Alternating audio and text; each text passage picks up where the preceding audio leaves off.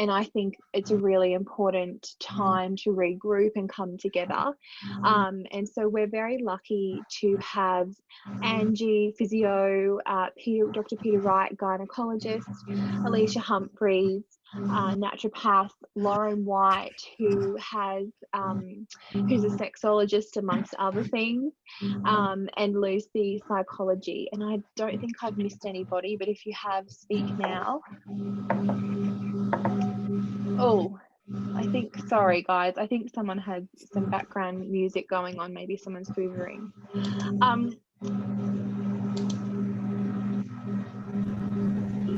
Hello. Hey, Lucy. Hi, Lucy. Hello, Peter. Hey, I've been here trying to get connected for a little while, so my apologies. Best laid plans. Very good. So so thank you all for coming. And as I said, this is a really bizarre time, and we just have so much going on in the world right now. We thought it was just the best time if we could get some people like yourselves together to talk through just any concerns that people might have at the moment, share some strategies that you've come across on your platforms, and just allow the conversation to really flow. There isn't any structure to tonight's tonight's group chat. There is quite a large number of people on this call, and so we may have questions being fired at us. But sorry, can I just ask you all to turn off your mics unless you're talking?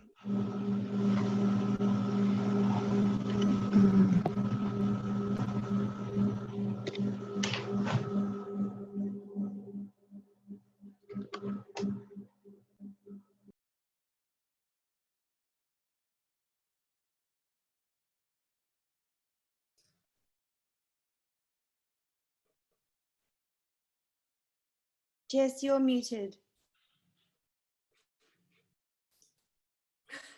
You're muted. We could play that Zoom Monopoly. So I just like to I just like to flag here. Oh.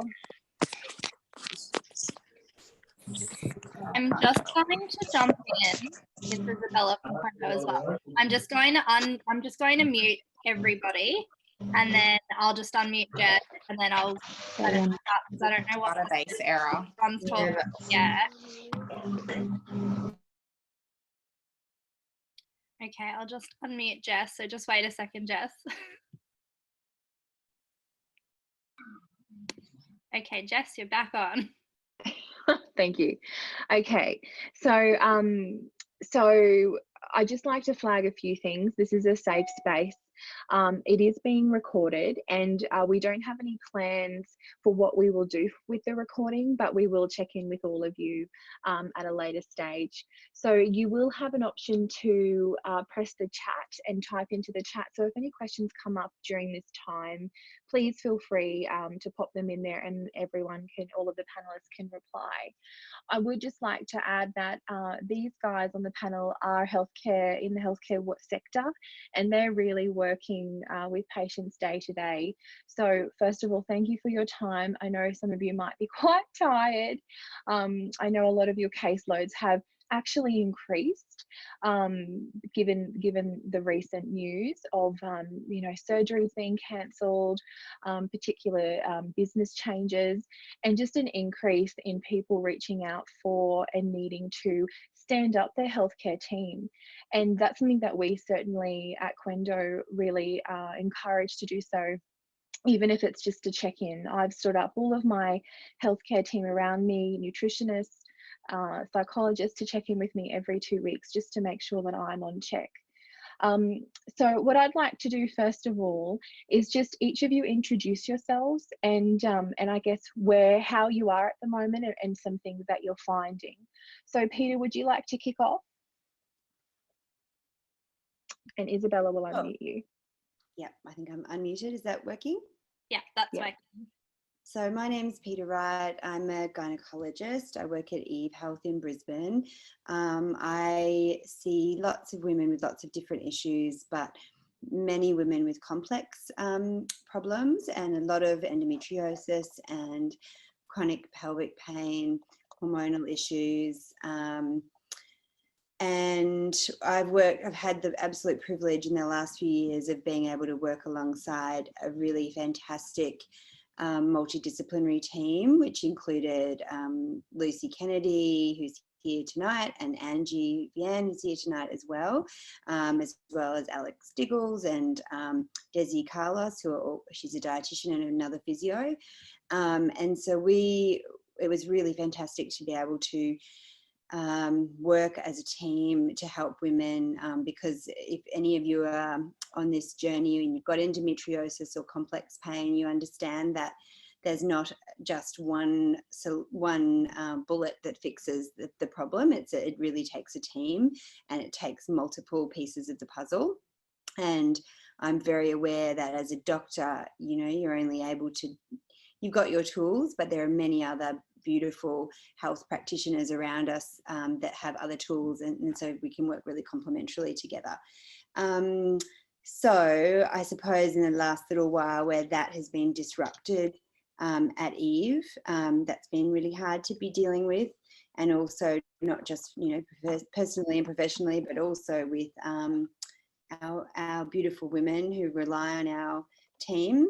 So we're just navigating that at the moment to try to continue to provide as excellent a service as we have had. And I think that's part of being on this call tonight, is to reassure women and to make sure that women have got an avenue for support and services. And I also want to acknowledge that it's not just the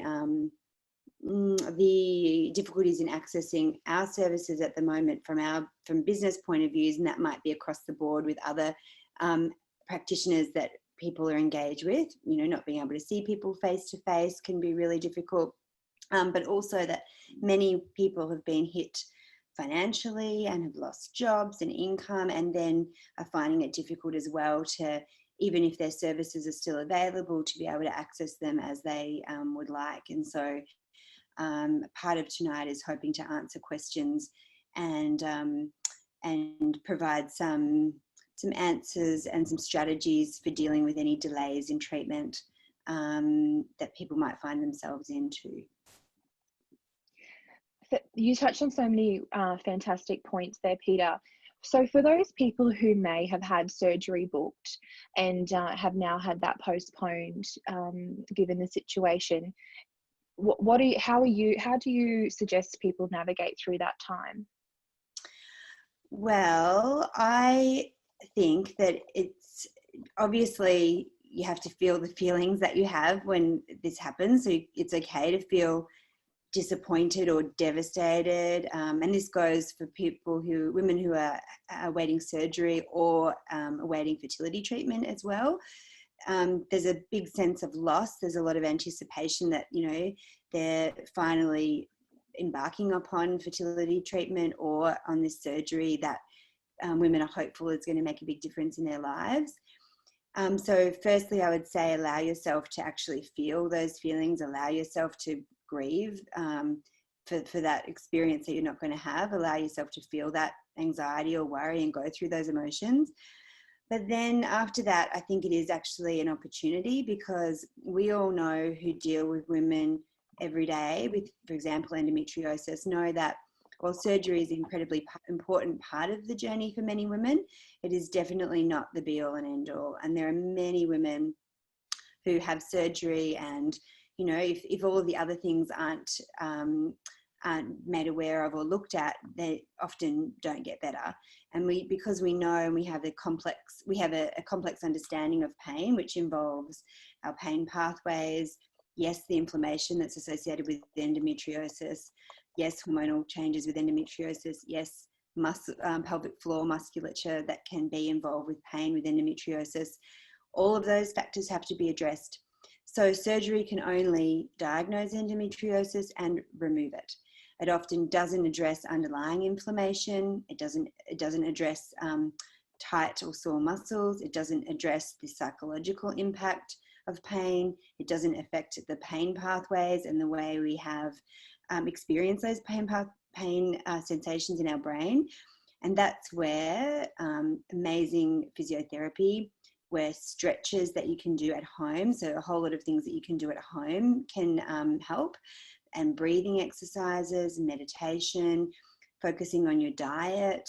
Some medications can help. So, you know, sometimes women might want to use hormones or explore other pain options, including supplements, as well as just your, you know, pain medications, so that they can actually get their body into perhaps an even better state when they do have surgery and end up with a better outcome, because they've already started to tackle some of the things that they'll need to tackle anyway, even if they have surgery. So I would really tell people that it's going to be okay, and this is an opportunity to work on all of those other things, and that you've got actually a lot of power, because, you know, there's only one person that can do all of those things really, and that's you, with the support of, you know, a team of people with a great amount of resources that we can provide you as well.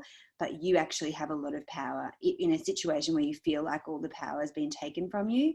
There's a lot you can do on a daily basis that's consistent, that will make probably the biggest difference. And I see that in my practice all the time, even when women have surgery. It's those little things every day that they do and that they're taught by other people in their team that make absolutely the biggest difference to their pain and their quality of life, probably more so than surgery, even though that's the big thing that we think about. So I just want to encourage people to think of it as an opportunity. And fantastic. And we might just, so we have Angie, who is a physio here, pelvic floor physio, and Peter, you touched on so many points there, and I guess that's why we have this group of psychology, naturopathy, sexology, physio, gynae, so we can really bring everyone together in a way to showcase that. And so, Angie, can you unmute Angie, because I'd love to hear from you, and to I guess to flow on from what Peter has said here. What are you seeing, and what are some of those strategies that people can do each and every day in their homes?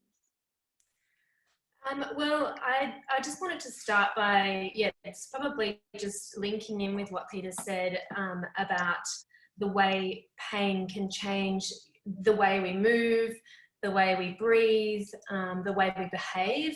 And I think it's really important to remember that these protective responses that we develop in response to pain actually begin to start to work to sustain the pain and make the pain worse. So some of the strategies I'd like to talk about are simple things such as body scanning, so learning to connect with the body, and that involves becoming more aware of unnecessary tension that you may be holding, and that can be anywhere in your body. So you could do a scan from head to toe and paying particular attention to the abdominal wall, the pelvic floor, and the muscles within around the pelvis, the inner thighs, that area, and learning to respond by relaxing that area and doing that regularly throughout the day. So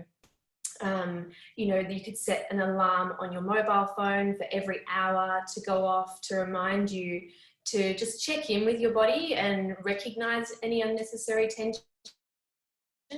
And so that's the first step, just becoming more aware of your body and perhaps those protective postures that you might be adopting, or just simply bracing or sort of static postures that we hold. And that can be, you know, whether it could be when you're sitting at a desk, it could be while you're driving, while you're cooking, while you're running. Think about what your pelvis is doing, particularly that lumbar-pelvic area. And if that activity means that your lumbar-pelvic area isn't moving and it's in a bracing or static position, then that's not going to be helpful in terms of exacerbating that protective response and the brain, nervous system's interpretation of that behaviour. So essentially, when we have a sensitized nervous system, the brain will begin to interpret those behaviours, like guarding the injured area, or that fear of movement as though there is a danger in the pelvis.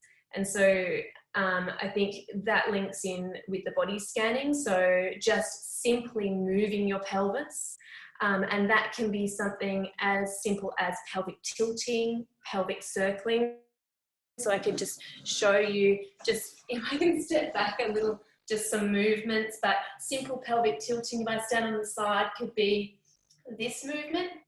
And it should be quite a fluid, relaxed movement. It shouldn't be utilizing any muscles around the pelvis or the abdominal wall, and even just some pelvic circling. So that rhythmical movement throughout the lumbopelvic area. And then I'll just show you from the front. So doing this sort of movement. And the easy thing about these strategies is you can do them anywhere. I'm just moving back the other way. So it may not be socially appropriate at work, but in this climate, I'm sure a lot of you are isolating. So it's maybe a little bit easier to do regularly. But otherwise, I often recommend to patients to try and link it to your toilet breaks at work or something like that. That means that you're doing it regularly. Because it's all of, as Peter said, it's all of that tension that's building throughout the day. It's all the little things in between and the way you hold your body and things that really make the difference. So yeah, so they're two little skills that I really wanted to go through. Obviously, there's a whole lot more, and Peter mentioned and touched on a lot of them. And they're all really effective, and certainly we can teach so many of those via telehealth. Just quickly, I wanted to say that, you know, I think that a lot of people probably wonder the benefits in seeing a physiotherapist via telehealth, because we often associate physical therapy with having somebody put their hands on you. And I feel like, I guess I probably should say that evidence speaks for itself. There are many studies now coming out suggesting that telehealth and particularly for physiotherapy can be just as effective, if not more effective, than an in-clinic consult. So, you know, that movement towards self-management and empowering you guys to take charge in terms of, you know, using all these strategies and taking charge of your pain experience is really important. But just, yeah, the other things that we can do in a telehealth appointment are, you know, exercise prescription, which can be pelvic floor muscle down training, pelvic stretches like Peter had said, or exercise modification, you know, teaching you what is appropriate, and activity pacing, learning how to, you know, introduce activities that may have previously been perceived as a danger to your body, and then learning how to sort of reintegrate those back into your life, or find the ones that, you know, don't tend to cause you any discomfort or cause a flare-up. The other things that we'll go through often is breathing and the effects of breathing on the pelvic floor and the abdominal wall, but also the calming the calming effect that has on your nervous system as well. And then of course, you know, bladder and bowel health is another big area for us, and we can teach you a lot through you know, targeted individualized advice and education through that. And we can communicate through taking bladder, bowel diaries and pain diaries and things to sort of track your progress through that. So there is a lot we can do without actually doing a physical exam, and we can demonstrate things. We can look at movement patterns because we have the ability to do that through a webcam. So it's not that we're removing all assessment from that, but because we can see obviously those things and treat that way. So the other really fabulous thing that's just come out this week is that Medicare is supporting this and believes that it is also a very very effective form of treatment for physiotherapy. So they have passed through the EPC plans to be bulk billed for women. So if for those of you who don't know, EPC plan normally involves about 5 sessions a year covering physiotherapy. So and you get that plan from your GP, and you will be eligible if you suffer a chronic pain condition. So that's fabulous that Telehealth is now billed for physio. And also the health funds are now on board with that too. So they will be accepting telehealth physiotherapy appointments as of Tuesday the 14th of April. So that's also really exciting. So sorry, I've gone around a bit in a circle, but I guess the skills and strategies that I'd really like the girls that are with us tonight to take home is just start doing those body scans through the day. Set your alarm on your mobile, so you're checking in. That's the first step to building proprioception, or that body awareness. And then the pelvic movement. I can't stress to you enough that,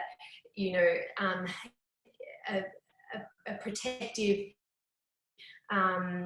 bracing posture around the pelvis is definitely going to make the nervous system perceive that the pelvis is in danger. So do it when you're not in pain. Do it when you're, just living your normal daily life. So I'd suggest you do it hourly. Doesn't take long. Very easy to do.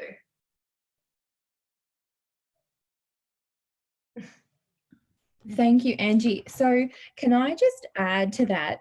A few years ago, you did an event for us, and you taught us this really great way to poo. Yes. I remember that pose. And I think, although it's just really bizarre, but it's just a thing that we can do every day if you're regular. And maybe Elysia can help with that if you're not. No, that's okay. Can you just show us that pose, because it's life-changing? Sure.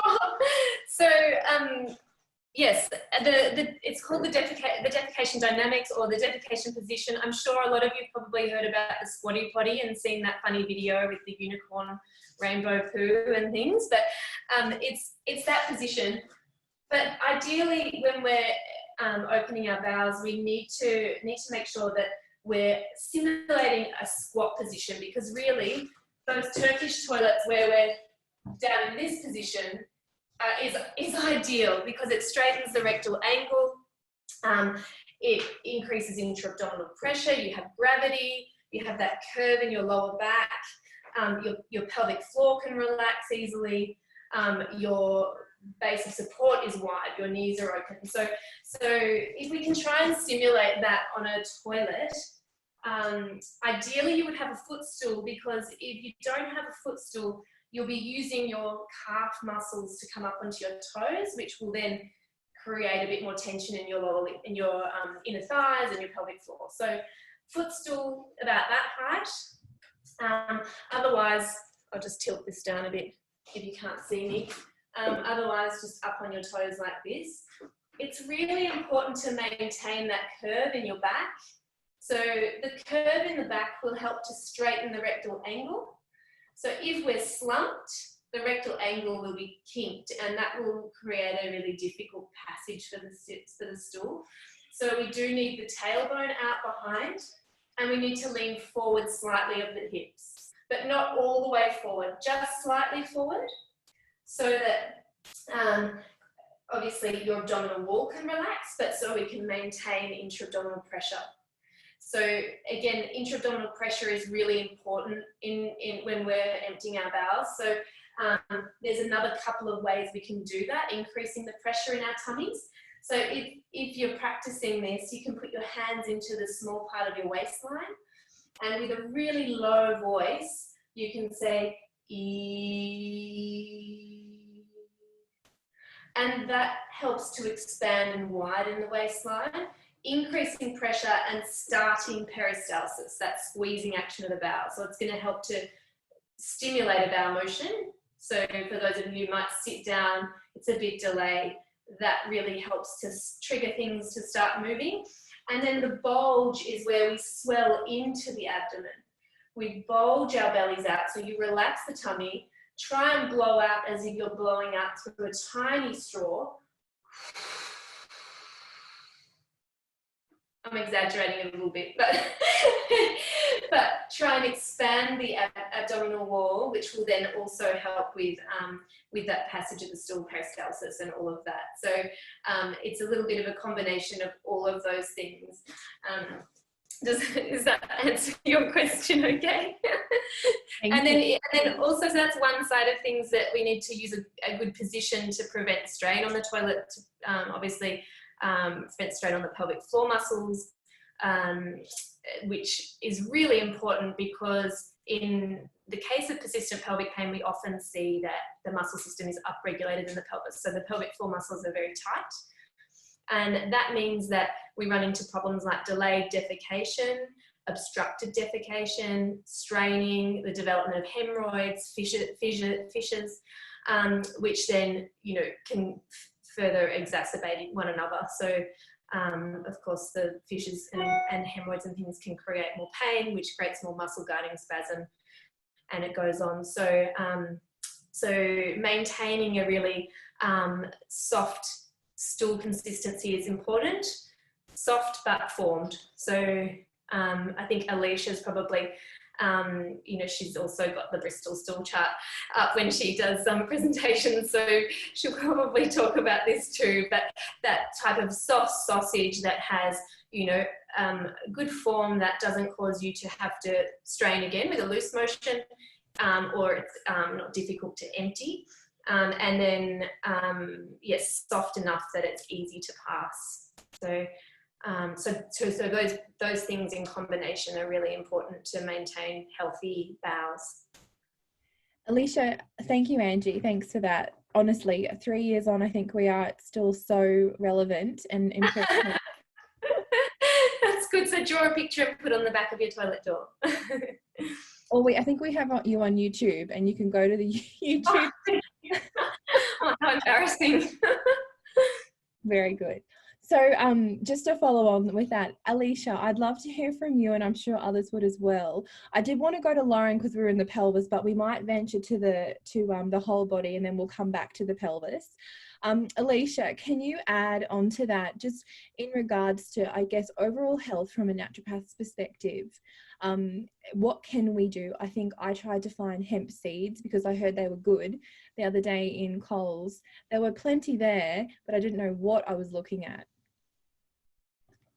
Sure. Hi, everyone. I'm Elysia. I'm a naturopath. I work at Vibe Natural Health and have a multidisciplinary centre where I work with osteopaths and acupuncturists and nutritionists and massage therapists. And I see a lot of women with endometriosis and adenomyosis and PCOS, pelvic pain, and work really closely with Peter, gynae as well.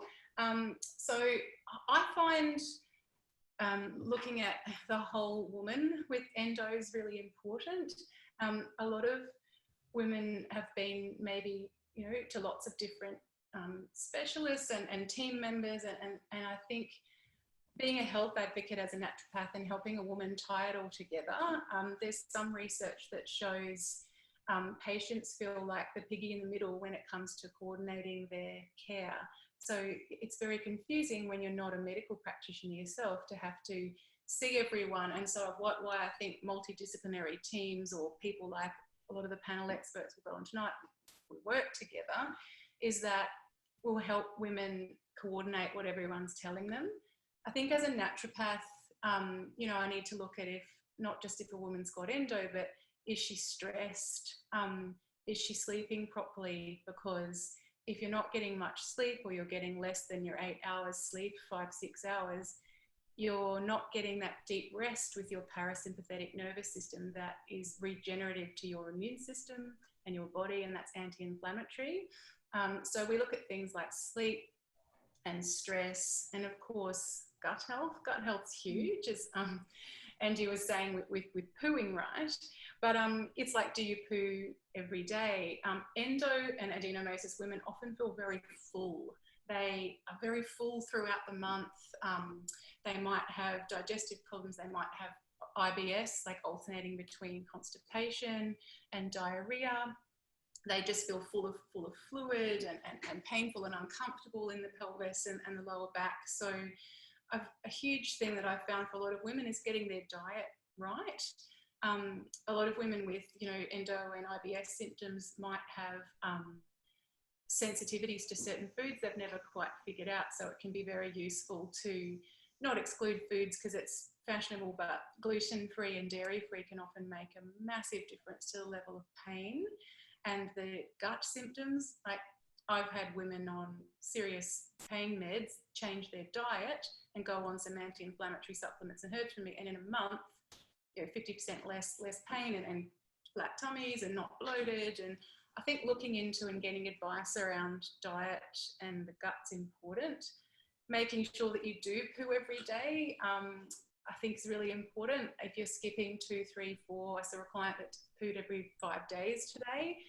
It's like not putting your willy bin out on the right night that week. Like, with endo, if there's too much estrogen, your bowel and your poo is the way that you get rid of all your estrogen and clear it out of your body. So you've got to put your bin out.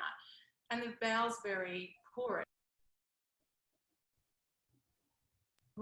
If you haven't pooed for days, you are going to reabsorb a lot of that estrogen through the water in your bowel. If you've got hard little pebbly Malteser poos, that means all of the water has absorbed out of your bowel, and a lot of the sort of estrogen is going to get recycled out of the bowel as well. And the liver's really thrifty. It's like, awesome, reuse, recycle, going to reuse that estrogen, and you can end up with higher levels of estrogen metabolites in your body, which can proliferate the growth of the endo. So yeah, looking at gut health, and there's so much you can do at home. Like you were talking about hemp seeds, chia seeds, and a couple of tablespoons a day in some coconut yogurt or in some coconut milk or something to get the bowel moving and get fiber high and things like that. And there's so many beautiful herbs and nutrients we have to reduce pain as well. But yeah, tuning in and scanning the body and seeing, is your gut working? Does it feel full? Does it feel bloated? Are you gassy? Do you poo every day? Well, there's so much that can be done to help that and reduce that feeling of fullness and heaviness. And they're the kind of things that every day as a woman with endo make you feel horrible or bloated or uncomfortable. And there's a lot that can be done without surgery that we can't access at the moment to improve those things. Elysia, so you just touched on a few things there.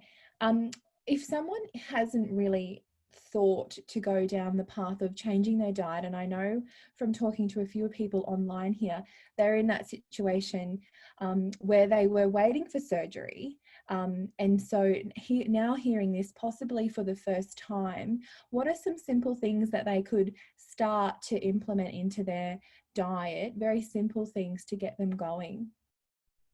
Sure. I think I've seen probably the most improvement with patients that reducing sugar and reducing alcohol is huge, because sugar and alcohol fuel bad gut bacteria, and they fuel the bugs that make us feel bloated and make our tummies blow up like a balloon. If you feel like you could pop your tummy by the end of the day, which a lot of endometriosis patients, women with it do, there's often a lot of fermenting bacteria in your gut. And so you've got to be careful with fermented foods. Sometimes all your kombucha and your kimchi and fermented foods make you better. Other times they are full of histamine because they're fermented, and they can make endo worse because it can be driven by histamine. So things you can do are to experiment by I certainly don't advocate cutting out whole food groups, and you've got to be careful of calcium and all sorts, but going dairy-free for about 4 weeks. It's mostly your refrigerated dairy, so your milk and your cheese and your yogurt and ice cream, and if you eat a lot of milk chocolate, things like that. Having an eensy-weensy bit in something that's baked might not make a huge difference, but cutting that out and seeing, like looking at your bowels. Do you do a loose stool every day? Is it explosive? That can often be fermenting and lactose and things that are just rushing out the bowel. Cutting down coffee, because too much coffee can be very stimulating to the bowel and make your food pass through you very quickly. We want to digest our food and get the most out of it. Fiber's massive.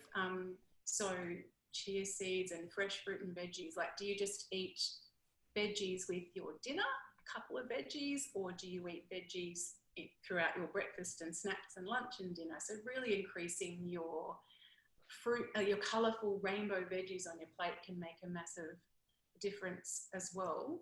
And for a lot of women, you know, gluten can make them very, very bloated as well. So, you know, doing that. But before I say everyone cut out foods out of your diet, it can be useful to do that under guidance with a naturopath or nutritionist or dietitian, because women with endometriosis and, you know, having so much advice and got so much to do, you don't want to be stressed and too restricted and not know. I do a whole session. If I've got fertility patients that are conceiving with endo, we have a whole hour session on how to go gluten and dairy free properly, because a lot of the gluten and dairy free foods are full of rubbish and full of white rice flour and stuff, and they aren't nutritious. So we'll look at what you can swap it for, and what is nutrition, and what's replacing the calcium, what carbohydrates to have so that you're full and aren't losing too much weight, and your brain can work. So yeah, there's a lot of food things we can do, and there's anti-inflammatory nutrients and oils and things you can add into your diet too. So huge, like within 4 weeks, women can be feeling a lot less pain just with the right dietary changes. It's a huge one to look at. We have some comments here where people have just mentioned that they have started to see a dietitian and naturopath in conjunction in the last week, but still waiting for their supplements to arrive, but cutting out the sugar, which is what the dietitian recommended, has been amazing. And so that's only really last week, it looks like. So fatigue and pain levels are already dropping straight away. That's fantastic. I have can you just touch on meats and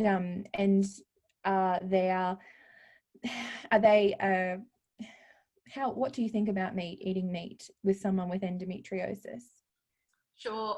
One of my mentors who's taught me so much about, naturopathic mentors who taught me a lot about endometriosis, has endo, and she's a very militant vegan, and she went vegan because she feels that a plant-based diet made the huge difference for her. But I don't advocate that for everyone. I think everyone's different. Sometimes women, if they've got heavy bleeding, a lot of period pain, can be very iron deficient. If you're iron deficient, you don't have oxygenation to the uterus. An oxygen-rich environment in the uterus is so important. The reason how you can tell if your uterus has oxygen or not is your blood very dark, very clotted, very purple. You know, it might dry up brown at the very end of your period, but if it's very clotty and you know, there might be a low iron situation if you're very tired. So meat can be amazing in the right amounts. I think eat meat like maybe Asian people do, in terms of, like, think of a beautiful stir fry. It might have red meat through it, and you've got colourful vegetables and cabbage and broccoli and red veggies, and they're all your estrogen clearing vegetables. Meat is way more high in omega-3 if it's grass-fed, especially, you know, beef and lamb.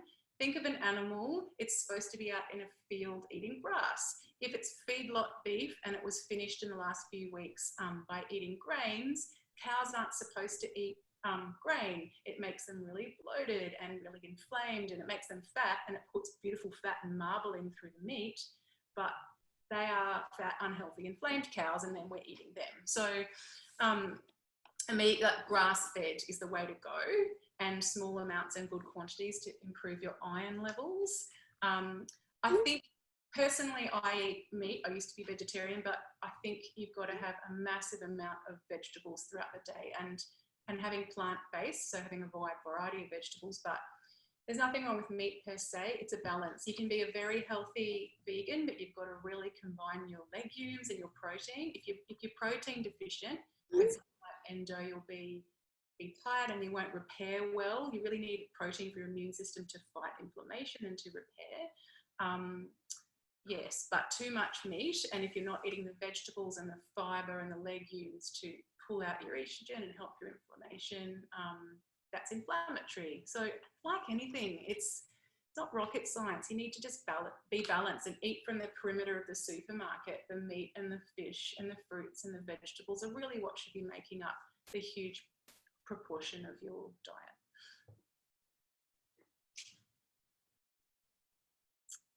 I hope that answers your question about meat. I know it's a Thank you. Yeah, it's just such a hot topic. That and soy is another one that we just get so many questions about. Yeah, so thank you for that. And Peter has put in quite a number of comments on here, which are just so on point. Peter, can you talk more about the Mediterranean diet that you're referencing there? Yes, sorry for being so commenty. I was just wanting to say yes, yes, yes to everything Elysia was saying. So looking at all of the studies, and there's quite a few studies looking at diet and endometriosis and pelvic pain. And although, you know, they're not amazing because it's diet and who pays for studies but pharmaceutical companies. But most of the studies indicate that diets that are very high in red meat, and some of these were from, say, the WHI, the Women's Health Initiative, which was a huge study of lots and lots of women, probably, you know, heaps of women, and it's just on surveys, and they found that women who ate the most amount of red meat had more endometriosis, or was associated with more endometriosis or symptoms than women who ate less. And most of the evidence would suggest that the Mediterranean diet has the best effect for endometriosis. So exactly what Elysia was saying. So red meat a couple of times a month or maybe once a week, lots of fish because it's got omega-3s and that's anti-inflammatory, and more fish and other things, and chicken and other things, and lots of veggies, and protein from legumes. I know some people have to be careful with legumes, but yeah, the Mediterranean diet is better. So it's moderation, as Elysia was saying. And it's about, I think, trying what fits for you. I tried the Mediterranean diet a few years ago and I just wasn't in the right headspace. But since this year, I've moved back to it, and it's a complete difference. So I guess you also all need to check in with yourself. What works for you? What's working for you now? You might need to revisit that, something that you did consider in the previous years, but you might just have some more knowledge under your belt now to implement it. Thank you so much, Elysia and Peter, for that. Just really great, easy information to digest, and take with you. We have some comments in there, the chat saying one of the things my dietitian has recommended was high protein but limited red meat. Loving the comment about the eating from the perimeter of the supermarket. And I know we actually have quite a number of nutritionists and dietitians who have joined in tonight, so I welcome you all. And if anyone would like to consider or talk to a dietitian, please just email us at QENDO and we can send you a list of really fantastic people that you can work with. Can we move back to the pelvis now? And I'm talking to you, Lauren. So we are in such a bizarre time, and I keep saying it. And Lauren, you have some really interesting content over on your social media that you have been sharing about being intimate, and we might not feel to be intimate at the moment. I'd love you to talk on that. Yeah, sure, happy to. So a lot of, I'll just free flow, but a lot of what I'm going to say actually goes back to some of what Angie was saying about the pelvis, like nodding my head quite vigorously, saying yes, yes, yes. The one thing, I'm Lauren, I'm a qualified sexologist, and I work solely with women who usually identify as high achievers and feel like striving, hitting goals and doing their best, putting in their best effort in the world feels incompatible with being sexual. So in working with them, I've learned a lot about the body and about our stories about our body and our stories about being feminine, our stories about being sexual. And one of the blocks that I see is these blocks to movement that really facilitate not just sexuality. Nothing I speak of, by the way, is just solely about what happens in the bedroom. It's really across the board. Because it's not like we live our lives and then just all of a sudden this whole other identity just gets unleashed in the bedroom. It does happen sometimes, but more often than not, how we're showing up in life tends to flow through in how we show up in the bedroom.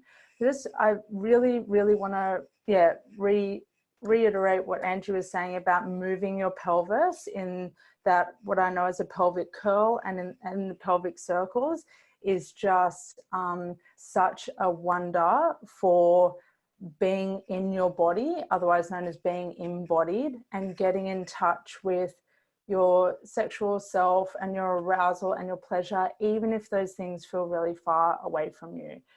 Just moving your pelvis with the breath, like gives you a very different layer or level of sensation than being stoic or stuck or having a really rigid pelvis and not, and not breathing and being in a form of contraction, which you're naturally going to do if you're scared or you're worried or you're stressed or you're in fear or you're in pain. The best antidote for your body is to treat it like a flower that just like where the petals just gently need to unfold. Don't like force it to be like out there and explosive. Just gently start to move your bodies in ways that feel sensual to you.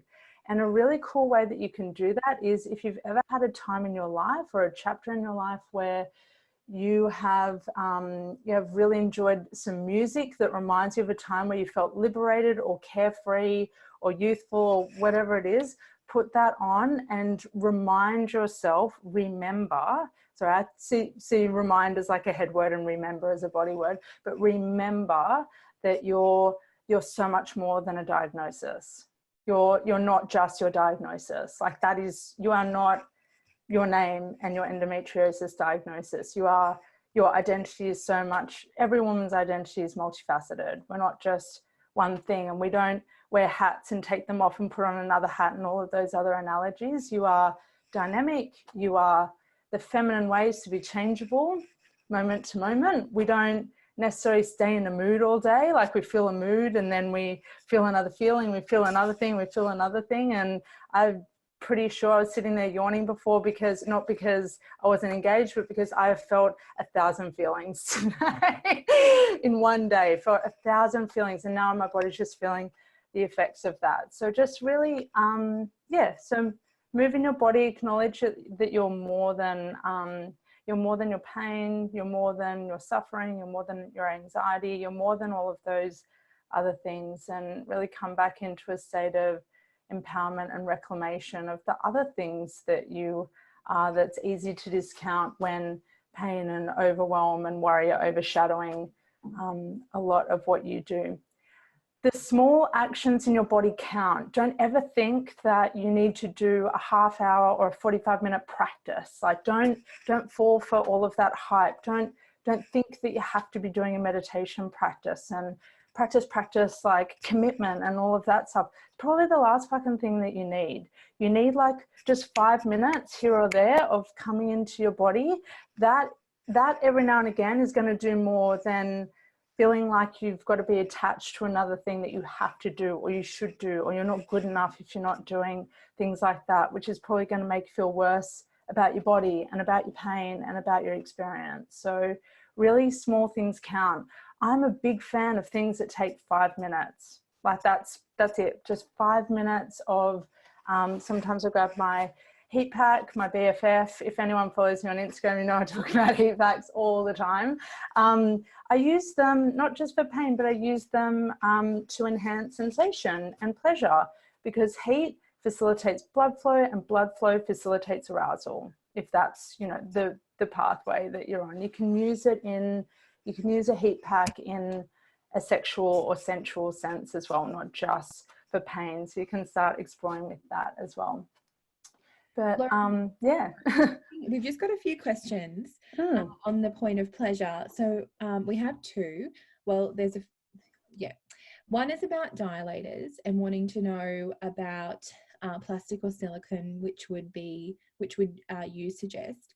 And second to that, what do you think of yoni eggs and wands and dealing with pain? And we see, and I'm sure you all see, some people with endometriosis, they are in pain and they don't want to be intimate in the bedroom because like the mouse trap, if you keep going so much, the mouse doesn't want any cheese anymore.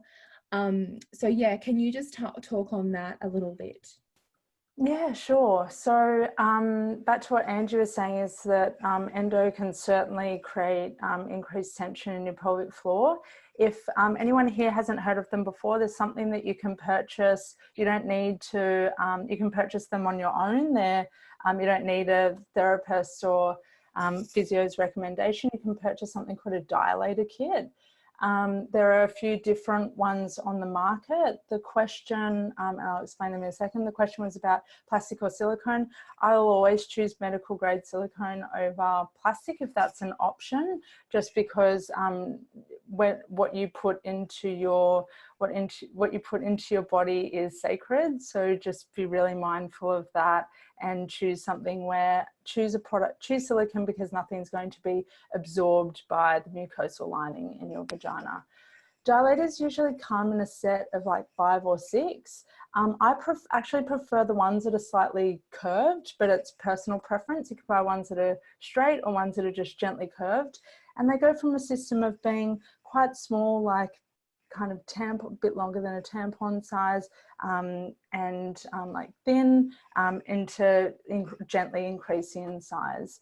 So dilators work when there's either vaginismus, which is an over tightening of the pelvic floor, and there's a sense of repulsion in terms of anything being inserted, and occasions where the pelvic floor has become too tight due to endo and other conditions, and you need to retrain yourself through that process of opening up.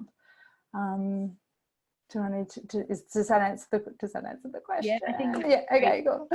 And has here to add to with a suggestion: don't use silicone-based lubricant with silicone dilators. Yeah, that's right. Why? Yeah. Why? Yeah. I'm sorry. I don't actually know why, but just use water-based lube with silicone products. If anyone can remember, I learned this fact like 7 years ago, and yeah, have not looked at it since. If anyone knows. Can I say something, Jess? Yeah. Sorry, I think it's just that the silicone grabs on the silicone, so it just doesn't create that smooth, frictionless movement. So I often recommend silicone-based lubricants for my patients for intercourse, for that reason that you were saying, Lauren, that it doesn't get absorbed by the vaginal mucosa. So you don't need to reapply. Because it doesn't get absorbed, it doesn't glug and create more friction like water-based lubricants do. So yeah, I certainly recommend that. And just on the topic of the dilators,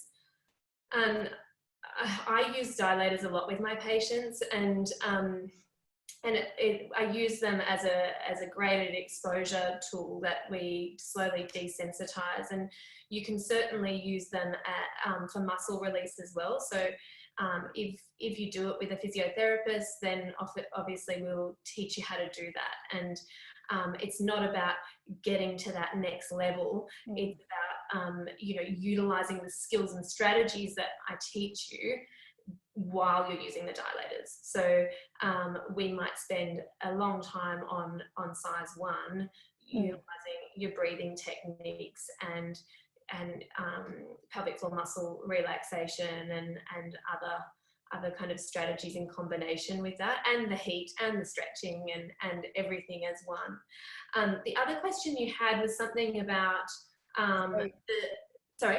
Yes, the yoni eggs and wands. Oh, can I come back to that? I think something about the mouse study with the cheese. Oh no. Did you say something about that? No, I was just meaning that when people are in pain, when you have a mouse catcher and there's cheese here, the mouse will only go there so much before it learns to not go there anymore. Yes, and exactly. So when you have sex, that's not always, you just kind of body just becomes used to not wanting that.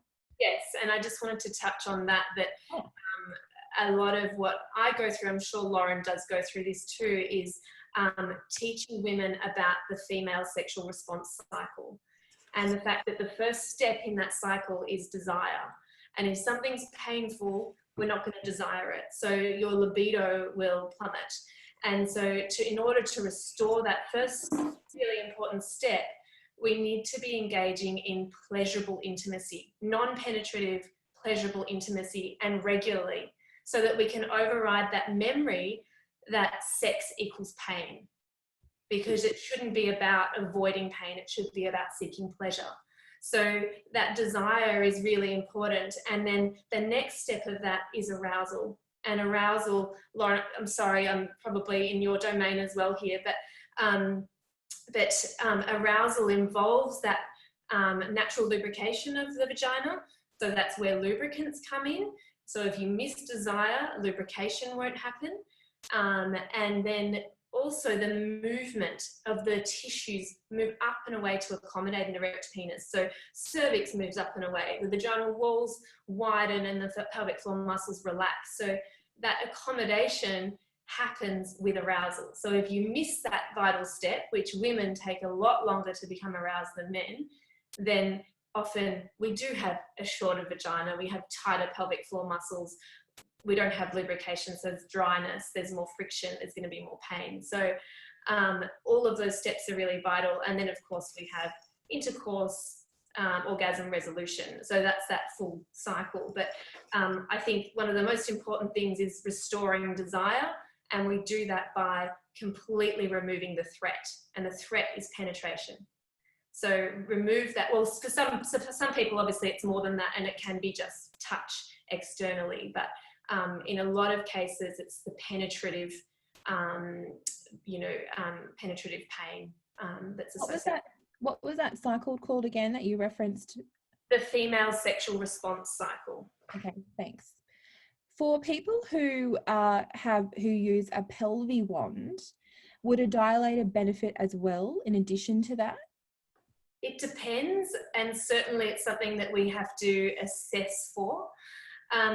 If you have a presentation that is more like a vaginismus type presentation, so superficial muscle guarding and spasm, entrance type pain, then and vulvodynia and vulval conditions like vulvodynia, vestibulodynia, then certainly the dilators are the better option, because we're starting from a very small object and moving through that slowly exposing the tissues to stretch and pressure and things, and movement, of course.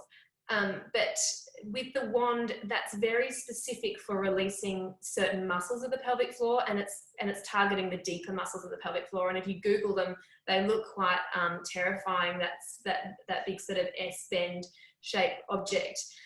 But it is only that bend that goes, that sort of tip of it that goes internally, and it just allows you to manipulate it. I've got my pelvis here actually, so I'll show you. But like any good physio.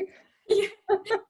See inside the pelvis there, that's your deep layer of pelvic floor muscles running from the pubic bone, looping back to the coccyx bone and back to the pubic bone again. It's like a big sling or hammock. You can see there's a passage here, so it's a bit dark in this room, passage here for the rectum, and a passage here for the vagina and the urethra to pass.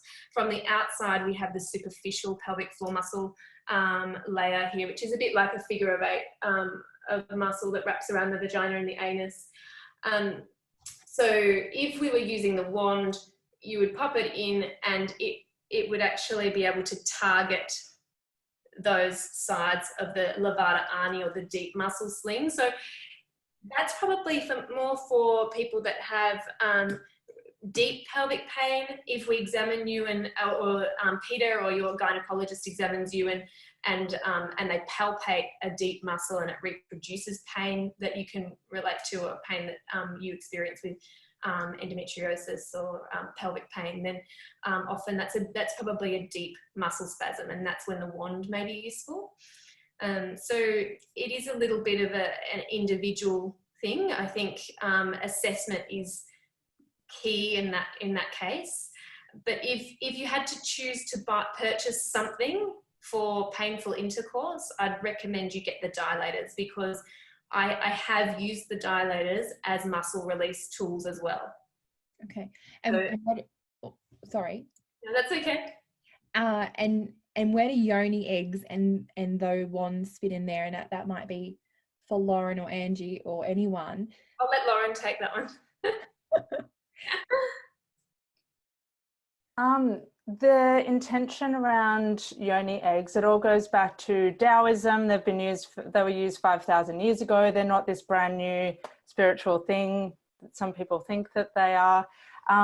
They're more centered around pleasure and moving sexual energy and pumping sexual energy or chi around the body. So the focus isn't so much on relieving pain. That could be a positive side effect, but that's not the overall intention. It's more about having a spiritual, energetic experience with those tools, rather than to specifically release muscular tension or progress through vaginismus. Thank you. Yeah, they're all over Instagram, I'll just say. And they look like these beautiful crystals that you put out in a full moon. And I've seen some videos where people do what with them. And I'm sure there's many questions out there, so thank you. So someone that has endo, do you think that, just to hone in on that question, the yoni eggs, can they be of use? Can they be helpful?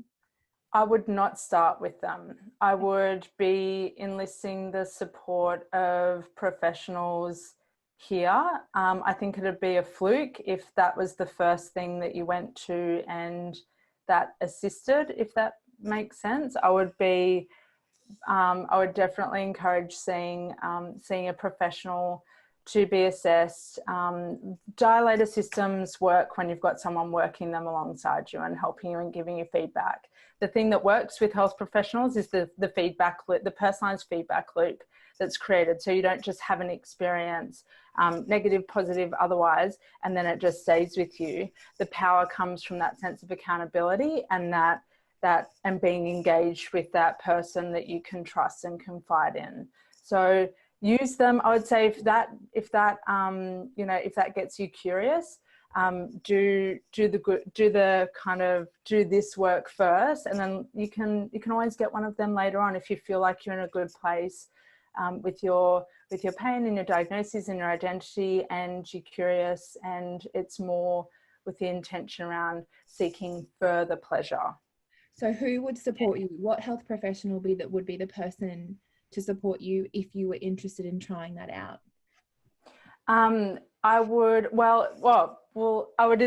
definitely recommend a sex therapist, but I was more saying it from the point of enlist the help of someone like Dr. Peta and Elysia and Angie or myself first, whatever kind of way works best for you.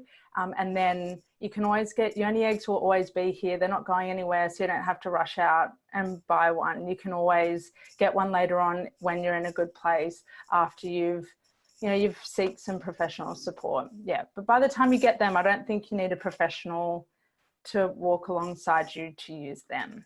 Yeah, they're more they're a pleasure object. So I'll head over to Angie now, but just to touch on that, Lucy Psychology is here as well, and she might be open to really talking to you about that. I'm just probably throwing you in the deep end there, Lucy, but people like Lucy are the ones you can really download to and just openly share any ideas you have, and because these guys work in such an amazing team and have all these networks, they can take your idea and point you in the right direction. But we'll go back to Angie now. You just wanted me to pop back to you. Yes, thank you. I was just going to say, in terms of the pelvic floor muscles, I mean, like any muscle in the body, they like to be able to contract, hold, relax, and stretch. And in women with pelvic pain or any persistent pelvic pain, we see that these muscles are upregulated. They're overactive, they're tight, and they're stuck, and they're tired. So they're not strong and overactive. They're weak and tired muscles. And so something like the yoni eggs for women with endo and pelvic pain could potentially be exacerbating their pain, because it's going to be a form of pelvic floor muscle up training, when our focus in clinic is often down training and relaxation of those muscles. but I agree with Lauren. I think that it's something that, you know, they can explore once they've had that okay, that they've ticked off all of those functions, their pelvic floor has been completely restored.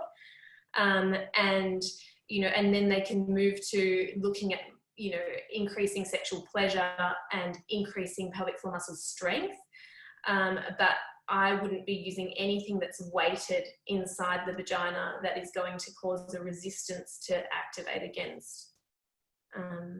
So that's just, I mean, I've heard of all these eggs. I just didn't know about the yoni egg specifically. Branded name. Yeah. They're very pretty, but they're made of real stones. I can imagine they'd be heavy. Yeah. We have quite a number of actual questions coming through. It's just fantastic. So thank you for all for sharing with your questions. We have quite a number of questions about THC and medicinal cannabis, and thank you, Peter, for just popping some responses in there. One particular question was around the suppositories, THC suppositories, and Lauren, they've asked if you could touch on this, particularly for treating vulvodynia and all the oils. Do you have any knowledge around this that you could share? Me? Yeah, you. Nothing. No, I got nothing. I was like, no, I don't. I'm just going to, no, I'm going to bow out of that one. Yeah, no idea. Own it. Peter? Yeah, I can speak to it if you like. So I see lots of women with vulvodynia, which I hate the name of actually because it just means painful vulva in Latin, and they already know they have a painful vulva, and then they get this diagnosis of painful vulva, which women already know. But there isn't any evidence so far as that I know of with CBD oil and like topical application for vulvodynia. There have been some THC suppositories are used in some states in the US, and they can be really helpful to some women, but they aren't available here. And studies, you know, there are lots of studies on CBD oil and chronic pain, but not specifically with endometriosis. There was a big study looking at Australian women and the fact that they're accessing it, using it to relieve their pain on their own. So I think this is a space that will probably open up. But there isn't conclusive studies on it now. And getting it here, I've got a number of patients who actually use it for their chronic pain, use CBD oil, and they find that it helps them when nothing else does, and it gets them off opiates and things like that. But they've purchased it overseas, and then they're in a bit of a bind when they get here. And I had a patient like this recently, and had talked to Elysia about it actually, who knew of, it's Dr. John Tay, who's at Plant Med, and he can prescribe because it's fairly tightly, although, you know, you have to be TGA approved to prescribe it, so only, you know, limited doctors can. So it is an option, but you just need to know where to go, and you know, have tried other things, and it may, you know, very well work for you. But it just is an individual thing. Just to add to that, QENDO, we have quite a few bits of communication coming out of upcoming consumer opportunities for research in this space. I'm sure they will be inundated with participants to want to take part of the studies. So you may see some of that possibly toward the beginning of next year, just given the current situation that we're in. And also there are a list of approved medicinal cannabis prescribers that will work with your specialists, and we also have a list, so the guys at Plant Med are you know, a part of that, and they have really great resources. So if you are going down that path, educate yourself about what is actually you know, why you're doing it, what the benefits are, and it can take time and it doesn't work for everybody. But I do know there is significant work going on in the background to really make it available, more available legally to Australia.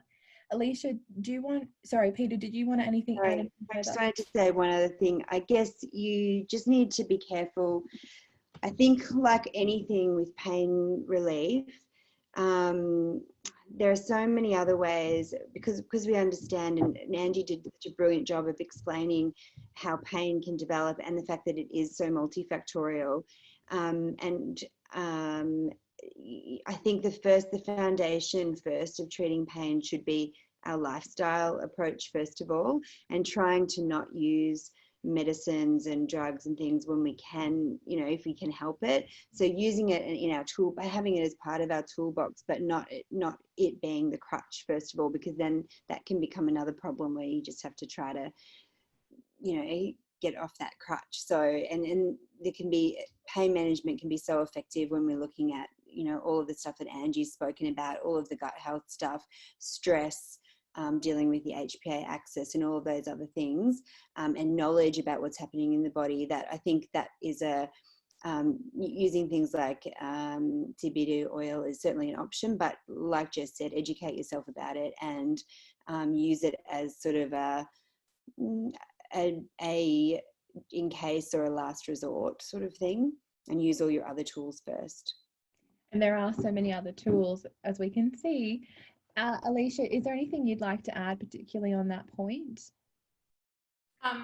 So for pain or for the CBD, sorry? For pain, CBD.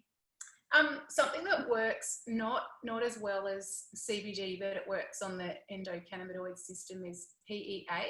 I'm not sure how many people are using that, but PEA is easily available from compounding pharmacies or naturopaths. We have it in our dispensary at Vibe, and that's got some good evidence with pain management for endo studies.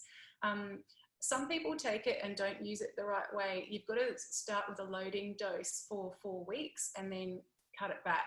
So if you've tried it and it didn't work, you might not have been on the right dose.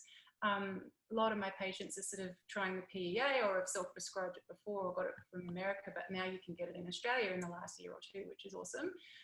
For pain, my 2 big hitters are curcumin. Curcumin is from turmeric. It's the anti-inflammatory component of turmeric. It's incredible at down-regulating the massive inflammatory cascade that drives endo. One thing we know about endo is that it's incredibly driven by inflammation. It's huge. People sometimes get mistaken and just take turmeric in capsules. It's incredible to use turmeric in your diet. You can use turmeric, you know, in dals and curries, and you know, it's great for a local inflammatory effect in the gut. If you want big amounts to work on serious endo pain, just taking a turmeric capsule, having it in your diet, is not going to cut it. The curcumin is kind of like taking the really powerful part out of the turmeric and using it almost synthesized, like, you know, magnifying it, concentrating it almost like a drug. But it's incredibly effective and doesn't have any side effects. You should never take it if it's a bit blood thinning. If you're about to go for surgery or an egg pickup, you know, you stop it for the week beforehand. But incredible. And NAC, N-acetylcysteine, is another thing that I use with my patients in good doses. There's multiple studies on endometriosis cysts, on pain, on the endometrial lining, on thickness, on women cancelling laparoscopies because the NAC was helping downregulate their pain or decreasing the size of endometrial lesions. So yeah, curcumin, PEA and NAC, I guess, are the big hitters. What is PEA? What in the world is PEA? Actually, well, it's a bit controversial. It's phenylethyl amide. So it is derived from palm oil. There's sustainable palm oil plantations. That's the bad thing about it, I suppose, ethically. But yeah, it works on that cannabinoid pain pathway. It kind of upregulates it. It doesn't directly attach to the cannabinoid receptor like CBD oil does, but it kind of upregulates the thing that will get there. So it's not as generally as full on or effective, but you know, it's way cheaper and way more accessible. If that works for you, I'd give PEA sort of a try.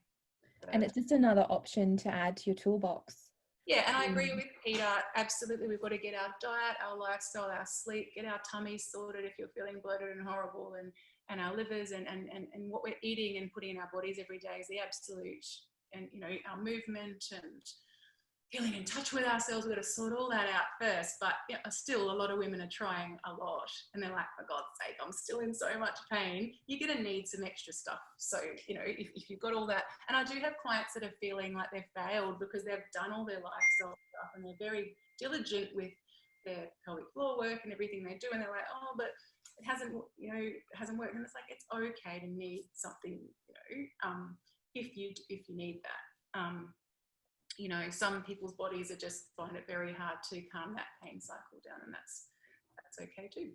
And that really involves your mind, Lucy, doesn't it?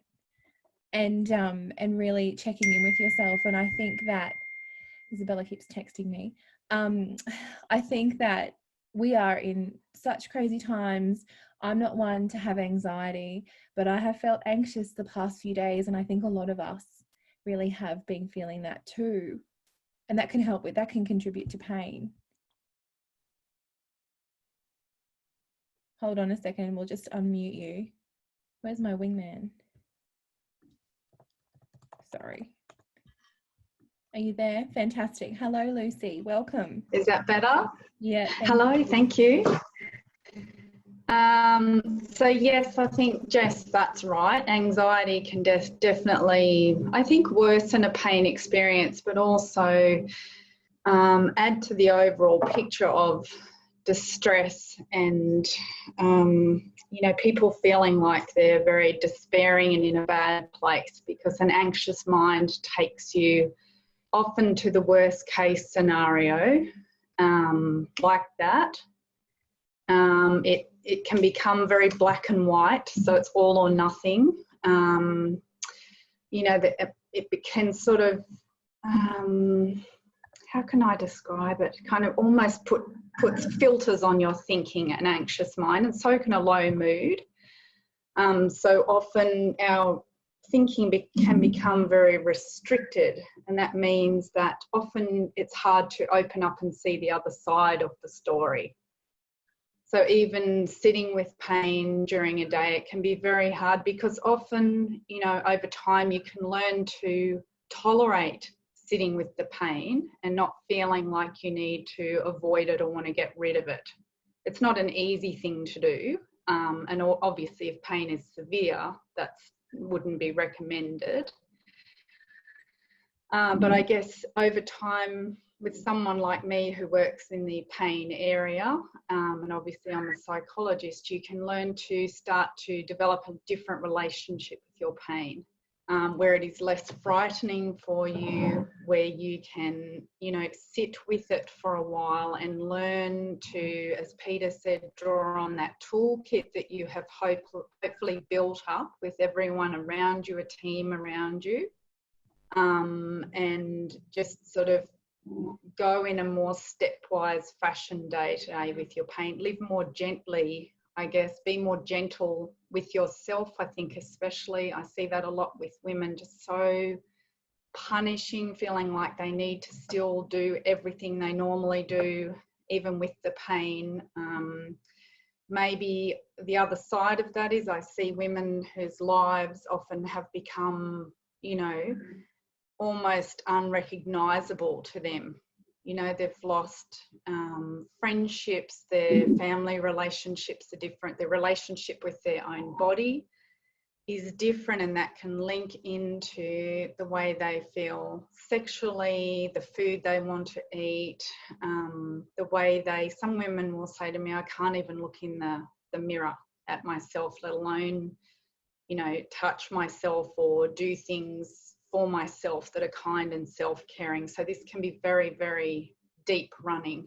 Living with endometriosis, I think, is a chronic condition, and to varying degrees, but then with a chronic pain condition, very, very challenging. And often that will come along with anxiety and depression, or you can have that pre-existing an anxiety and depression issue that you live with, which can then certainly be amplified by a pain condition, because it's not a pleasant thing to live with and not an easy thing to live with.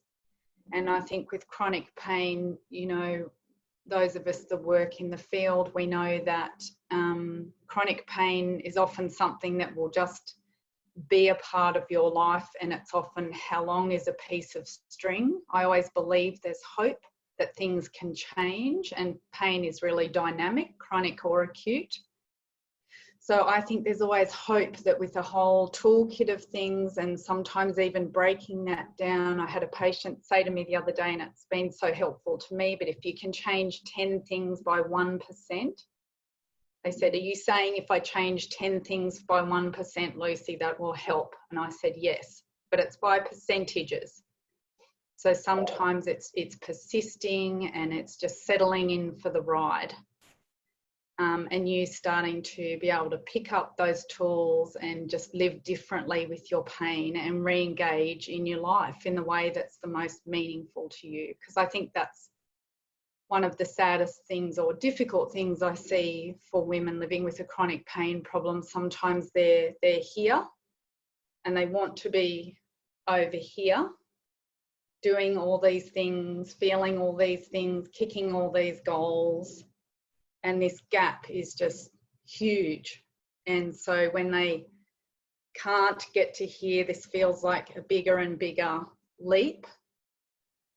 That's really demoralizing. And over here we can see anxiety and depression and demoralization and hopelessness. And that's where I think, you know, for me, working for these years with Angie and with beautiful Peta there, and other team members at Eve Health, in that, you know, well-knitted team we had, that was such a beautiful thing to be able to do, to be around women learning to live with their pain differently. And as Peta said, surgery is not always the answer or the best answer, and certainly multiple surgeries often not recommended. And I'm not a Dr. Peta, sorry, but you know, it's not. But there are a lot of other things that women can do to live with their pain differently, and just be less distressed and start to step back into their life. And we're dealing with chronic pain here, so that's a life, what can be lifelong. And so Can be. if I guess sometimes we have this expectation that by taking one magic or changing one magical thing, the pain will go, and then we can become quite sad when that doesn't change. And I would encourage people, with your support, Lucy, to think about, okay, I'm implementing some of the things that people have said here tonight, and my pain has gone from an 8 to a 7. Yeah, and can correct. have that one difference of their pain level. Yep. Yes, I completely agree. And it's that change of mindset that, you know, in chronic pain, I will often say to people, it's hurting, you know, learning this little mantra, it's hurting me, but it's not harming me. And that's when someone like Peta has had a good look at you medically, treated you in the most appropriate and recommended way there, so that your pathology or underlying issue is sorted out and treated, and everyone else in the group, you know, dietary things are addressed. You've seen someone like Angie to address that tight pelvic floor, so you've got ducks lined up in terms of, you know, that there's nothing sort of harmful going on. And then it's a matter of that mindset, this is hurting me, but I know it's not harming me anymore. Because acute pain, the reason we have acute pain is really for your body to be telling your brain, you know, be aware something is wrong here, you need to get this sorted out, or you need to rest, or you need to see the doctor, or you need to put a band-aid on, or whatever it is, put your foot up for a while. But in chronic pain, that's really different, because hopefully if you have a good treatment team and all of those baseline, I don't know if Peta agrees with what I'm saying here, but if you get all those baseline treatments sorted out, the pathology and treatments sorted out, then that's where the living with it differently comes in. And would you, Peta, do you agree with what I'm saying? Yes, I totally agree with what you're saying, because like I've said before, surgery is just one little piece of the jigsaw puzzle, and there are many more pieces. And although I do surgery, and that sometimes improves people's pain, like even the studies for surgery show that in a study where they look, and there aren't very many, where they look at doing surgery and removing endometriosis versus not removing it, because there's a huge placebo effect with any intervention that we have. And the bigger the intervention, the bigger the placebo effect. So the biggest, one of the only studies where they've looked at women with endometriosis and they've randomized them to either having, someone sounds like they're doing washing, I'm having the washing machine going, stop now. They randomized them to half of the people actually having their endometriosis removed at the time of surgery, and the other half of the women, they just looked and they didn't have anything removed, and then no one was told, what was done. And about 80% of women did have some improvement, of the people that had it removed had some improvement in their pain, but about 30% of women who had nothing done to them at surgery, just holes put in, incisions put in, and no surgery actually done, had improvement in their pain. So the power of the mind is incredibly huge. So I think that's also a really big thing to say. Like, surgery helps a bit, obviously, to remove that inflammatory tissue and reduce that inflammatory load, can help to free up organs and things. It can help on that psychological level to know, because I think that's a huge thing with pelvic pain. If we have a sore foot, we can see it being sore. We can see a cut, or we can see swelling, or we can see bruising. We can see it healing and getting better. With pelvic pain, I think one of the reasons why it's so insidious is that we can't see it, and the fear of, oh my God, what could it be like in there, is so huge. So I think one of the big therapeutic effects of surgery is actually having someone look and say, it's okay, or it was there and we've removed it, and just giving people confirmation that they're okay and reducing that fear, like Lucy was talking about. So yeah, I don't know whether I've just babbled then. I've lost my train of thought, but I agree with everything you're saying, Lucy.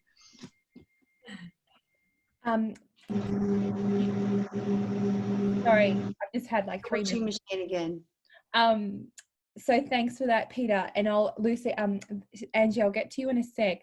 But I just want to ask, Peter, so I know we have some people in, and I know it's getting quite late, so I apologise, but I think these are really important things.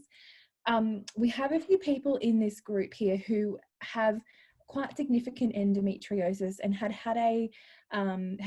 an investigation, and we're going back in to have some work done, some removal. I know that they've reached out to us and are quite nervous. Can you just talk on that? And I think that a lot of what we've talked about tonight, they can already start to implement, but just from your perspective, for those people. So worried that the delay will mean that they'll have further progression of their endometriosis? Yes, or further complications. Yep. So I would say that there's, I guess everybody else has spoken about the things that can help to, reduce inflammation at a root cause level. So Alicia's spoken to that. Angie's spoken to reducing pain from a pelvic pain point of view. Lucy's spoken about the down-regulating, just feeling safe. I would say that in that situation, medically, there's things that you can, so I think all that stuff is incredibly important, and there's not one thing that's more important than the next. Some women find that suppressing their periods for this point in time, or they're waiting for surgery, if they aren't doing that already, can help, because it obviously can reduce the pain that they have every month and the flares that they can have that can be really debilitating. So just switching things off and giving them a break can be really helpful. So using hormones, like using progestin, which is a hormone that can basically inhibits the growth of the lining of the uterus, so the endometrium, and then the endometrial like cells that make up endometriosis has the same effect. So using, there's a whole variety of different progestins. Some of them are in the oral contraceptive pill, some of them are on their own, some of them are in medications like Dynagest or the Mirena. and they can help for a time. Sometimes we might use, if there's really significant endometriosis, some surgeons recommend using medications that turn off the signals from the brain to the ovaries to just completely stop production of estrogen, which causes the growth of the lining of the uterus and the growth of endometrial cells. And that can help short term while someone's awaiting surgery and give them again a break. Doing that obviously comes with side effects because it can make someone temporarily menopausal, so we have to add back some hormones.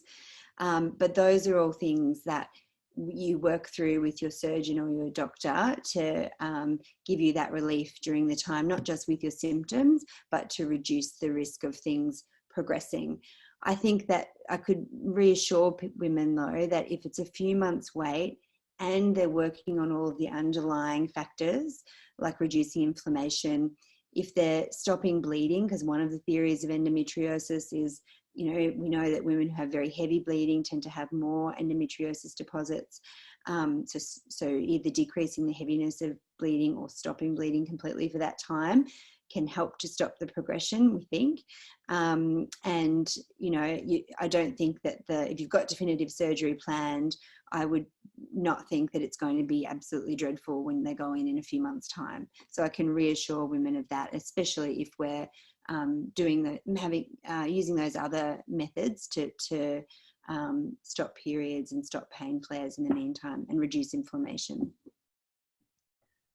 Thank you, Peter. Thanks for talking on that. I think we've just got a really big mix of people in here at the moment. And as I've seen their names come through, I've just been reminded of their situation. So thank you for touching on that.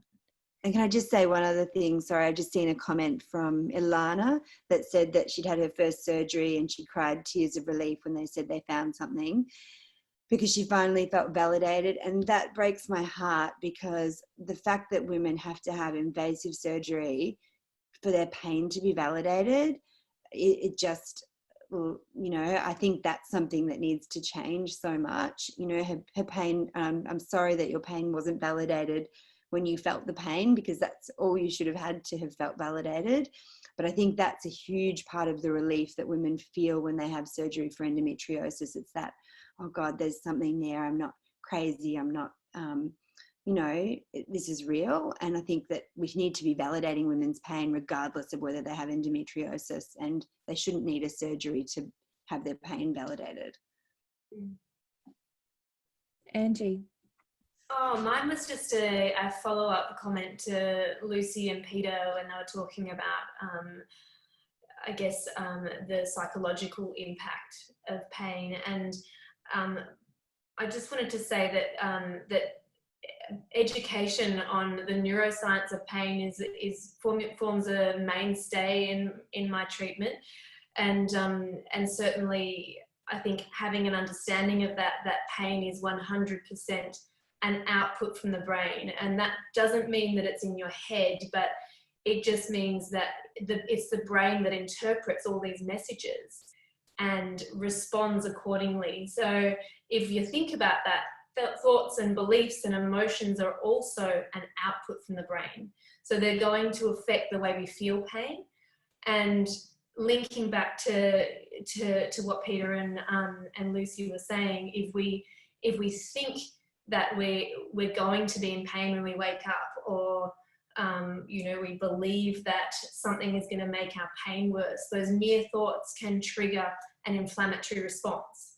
So and then of course whatever happens after that, which is, you know, muscle spasm and guarding and more pain, and that cycle keeps going. So I just wanted to highlight the importance of that education and the link between physio and psychology in that. And then I was also reading a comment from Rebecca, and she said that she'd been diagnosed with stage 4 endometriosis and a frozen pelvis. And I just think that what instantly popped into my head when I read that is the language that people use to diagnose or define a symptom can be so damaging, because you can hold on to that diagnosis and it can exacerbate your symptoms. It can create fear and you know, everything else that comes with that, which is, you know, retraction from your normal life and from doing the things you love, and isolation and all of those things that Lucy, I know, can comment on for sure. That was just a comment. Thank you, Angie. And I am mindful of time, but I'd love to hear any thoughts that you have there, Lucy. And we'll get Iz to unmute you. There you go. So particularly about what were you thinking there, Jess? What did you have in mind? I'm sure that you would see patients that have been through the ringer, let's just call it, yeah, round and around and around, and then they finally get to see someone and they must just come and download to you. Yeah, I mean, I think one thing that I commonly found at Eve, and I'm sure we'll find in an ongoing way, is that just being heard and acknowledged and believed is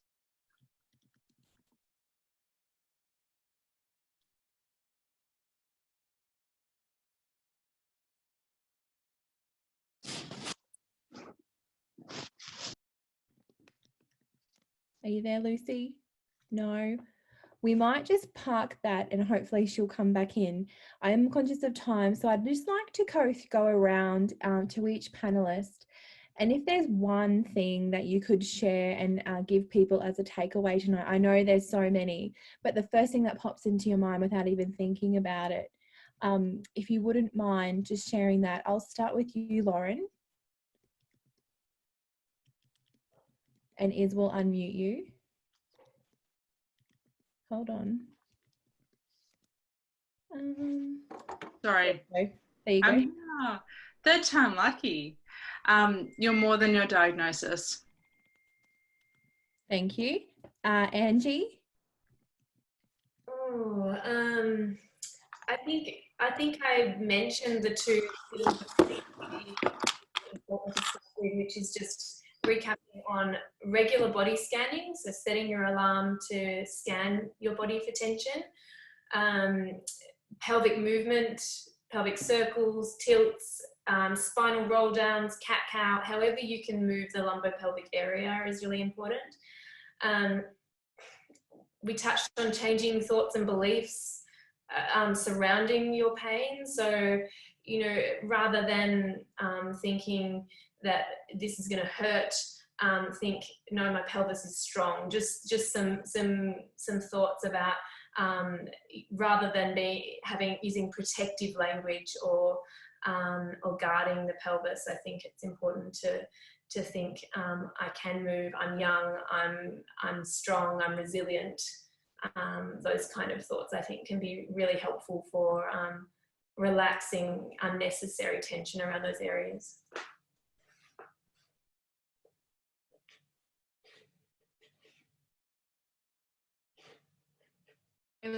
For me now, I just think it's good to know that there's so much that can be done for endometriosis, and I totally agree with Lauren, you are more than your diagnosis. So many women, I guess, have just seen their GP, and there was a comment about just changing pills and things like that. There is so many beautiful, natural, holistic options to assist with pain, making you feel like a woman with a beautiful body that works, and trusting your body again. I think it's about getting your team. Tonight's been about a team. It's like you need to get the right people around you that are going to listen to you and be part of your team, and you can feel so much better if you are guided in the right way. Absolutely, thank you. And we will circulate an email with all of your contact details and instructions and guides on how to connect and talk with you all further. There are so many networks that you're connected in, so we will disseminate that amongst all of the participants. Peter, are you yeah, you're there. Would you like to add your final comments for this evening? Yeah, I just would like to say how beautiful and wonderful it is to be, to have all these fantastic women here sharing their knowledge and their energy. And I really hope that it's been helpful to the women that have come on tonight. And also probably echoes a bit of what Lauren and Elysia have said, is that remember, you know, in treating endometriosis, we want to treat the whole person. And so that's why we want to focus on all of the bits about you and tackling those little bits, your diet, your sleep, your movement, what medicines can help, what herbs can help, what supplements can help. Each of those little things incrementally done every day makes the big difference. And also, if you take the surgery bit out of it, which can be validating, can be helpful in many ways, doing all these other things actually gives you the power back, rather than this waiting for something to be done to you.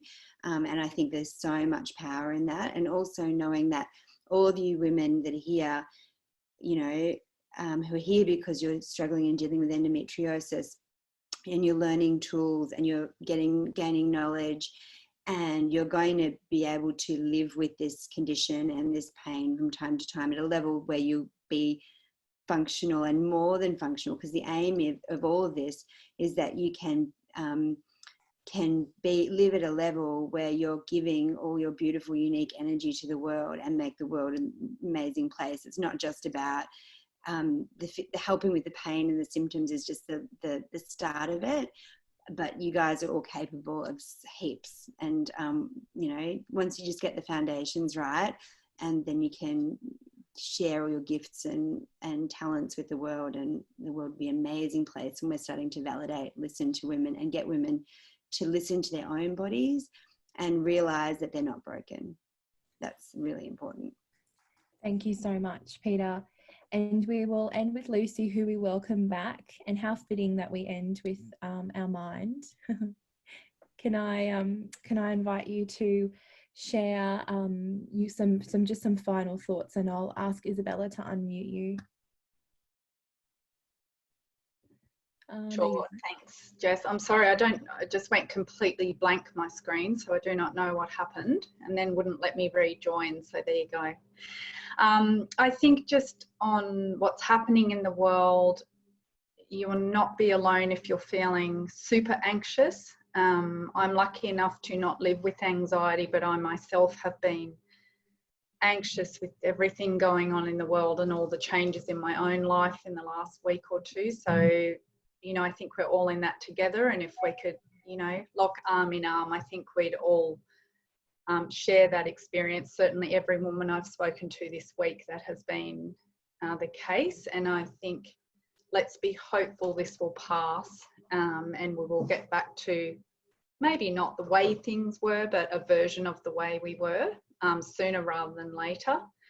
And focus in on the things that are close to you and around you, and things that make you feel safe, and things that make you or could put a smile on your face, maybe, because it's very easy to go down this vortex at the moment of all the dreadful news, and then you add that into the mix if you're living with your endo and your pain condition.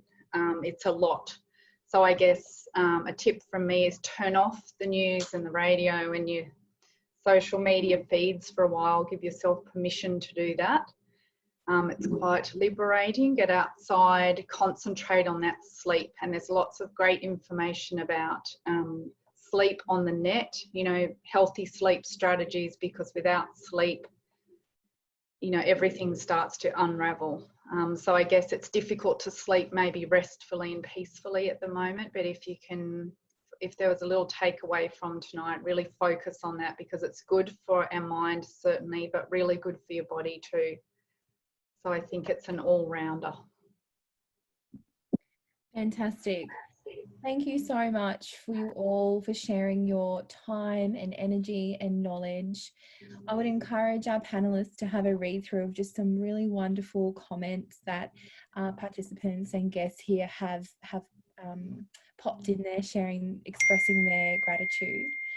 I will sign off from here because it is a school night, and it's getting quite late.